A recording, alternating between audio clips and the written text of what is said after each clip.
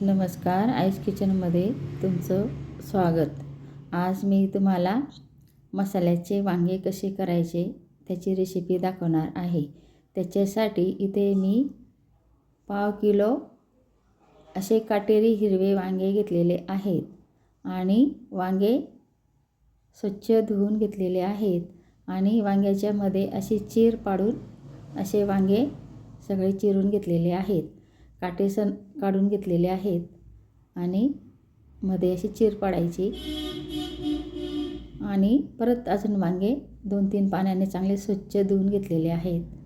आता त्याच्यामध्ये थोडं मीठ भरायचं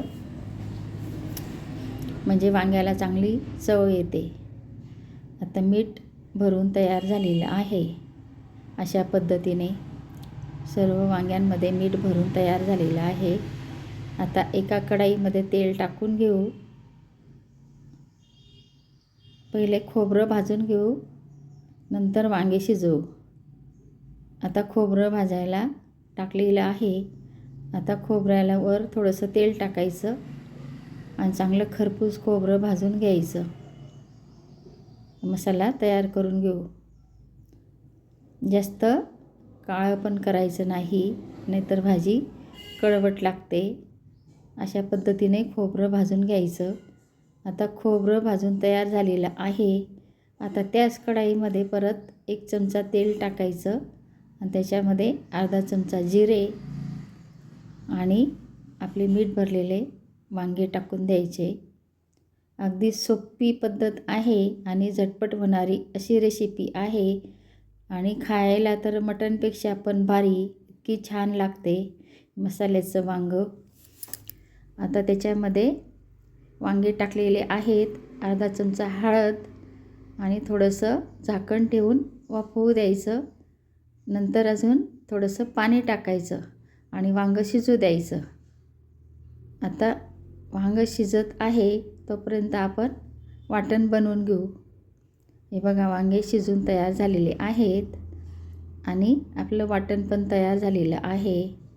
आता वाटणमध्ये काय घ्यायचं, खोबरे, लसूण, अद्रक आणि याचं वाटण आणि कांदा, भाजलेला कांदा, याचं वाटण बनवून तयार झालेलं आहे. आता त्याच कढईमध्ये परत 1 चमचा तेल टाकून घेऊ आणि मसाला तळून घेऊ. आता तेल तापलेलं आहे. आता आपलं वाटण पण तयार झालेलं आहे. आता त्याच्यामध्ये वाटण टाकून घेऊ. अगदी 10 मिनिटामध्ये भाजी तयार होते. आता मसाला चांगला खरपूस तळून घेऊ. खायला खूपच छान लागते. 1 चपातीऐवजी 2 चपाती खाल इतकी चविष्ट लागते. हे बघा, आता मसाला आपला तळून तयार झालेला आहे. मसाला चांगला तळून झाला की भाजीला चांगली चव येते. आता आपण घरगुती मसाला 3 चमचे टाकून घेऊ. तुम्ही 1 वर्षाचा मसाला बनवून ठेवते. तर 3 चमचा मसाला टाकलेला आहे. परत मिक्स करून घेऊ. आता मिक्स झालेलं आहे. तर त्याच्यामध्ये थोडंसं पाणी टाकायचं आणि चांगलं तेल सुटेपर्यंत मसाला तळून घ्यायचा.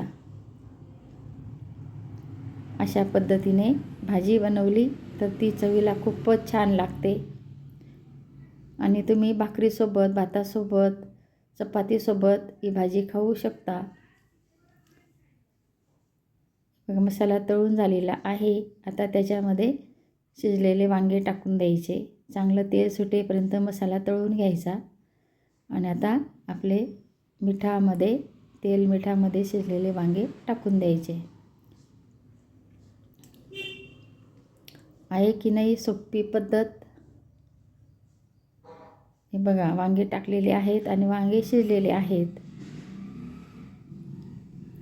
आता त्याच्यामध्ये थोडंसं पाणी टाकून घेऊ. तर भाजी आपल्या आवडीप्रमाणे करायची. तुम्हाला पातळ हवी असली तर पातळ करायची. थोडीशी मसाल्याची सुक्की करायची असली तर सुक्की करायची तुमच्या आवडीप्रमाणे. हे बघा किती छान भाजी तयार झालेली आहे आणि रंग पण छान आलेला आहे. आता हे लक्षात ठेवायचं, आपण वांगे शिजवताना त्याच्यात थोडंसं मीठ भरलेलं होतं. आता वरून थोडंसं कमी मीठ टाकायचं, त्या मिठाचा अंदाज घ्यायचा. वरून थोडंसं कमी मीठ टाकायचं. आता आपली भाजी तयार झालेली आहे. आता वरून थोडीशी बारीक चिरलेली कोथिंबीर, परत झाकण ठेवून झाकण असं अर्धवटच ठेवायचं, म्हणजे आपल्या भाजीची तरी ती फुटत नाही, भाजीला छान तरी राहते. त्याच्यासाठी झाकण अर्धवटच ठेवायचं. वाफ जायला जागा ठेवायची, म्हणजे आपली तरी फुटणार नाही.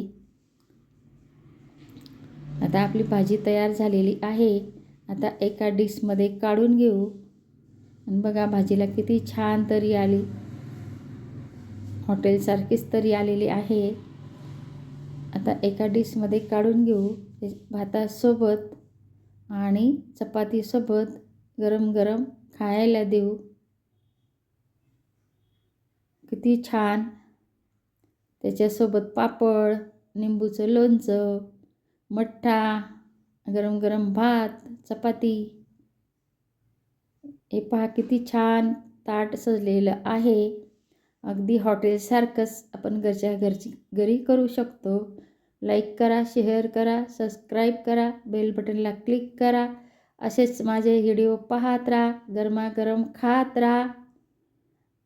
आता पुन्हा भेटू नवीन रेसिपीसोबत. तोपर्यंत बाय बाय.